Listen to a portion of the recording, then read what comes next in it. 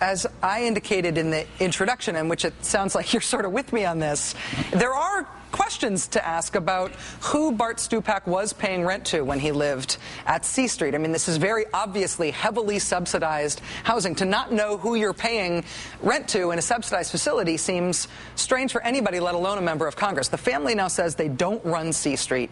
Based on your reporting, do you have any sense of who he might have been paying rent to, who might have been subsidizing him? Well, I did the same thing you did. I immediately got on the phone with Jeff Charlotte, who is, of course, the expert on this group, having been pretty much the only person to have had a look from the inside. And I said, Jeff, what is Bart's involvement here? Could he be telling the truth? And he said, absolutely not. He said the same thing you reported. He said, when I lived at Ivanwald, one of my brothers was a protege. He was a family-assigned mentor. He used to go to Capitol Hill once a week to meet with Stupak to get counseling from him. He is very involved in the family. Now, as far as C Street is concerned, C Street House is actually owned, as I understand it, by the C Street Foundation. And if you've read Jeff Charlotte's book, you know that the family operates through a huge network of loosely affiliated nonprofit organizations. And those organizations may only last for a certain period of time. They fold them up after 2 or 3 years, and they start a new one with a different name. And that makes them very difficult to sort of follow the tracks. Jeff, of course, had access to their archives and could go back through all of their records and track all of these things. And according to Jeff, the C Street Foundation is directly affiliated with the family, and I certainly have no reason not to believe him.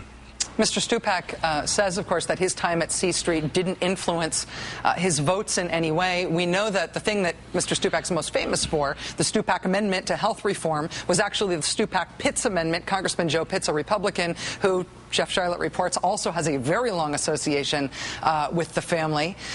We have to take Congressman Stupak at his word here, because nobody can define what's inside his heart and inside his mind in terms of what influences him. But have you come across any legislation that he's offered that has raised eyebrows in terms of his connections to the family in C Street? Well, one of the things that I found last summer was that he had sponsored a bill in this session of Congress to transfer several acres of Coast Guard property in Sheboygan, Michigan, to a church school there in Sheboygan, free of charge. Now, that obviously is not constitutional. You can't give government property away to a church. And I contacted them, his campaign, or I'm sorry, his office.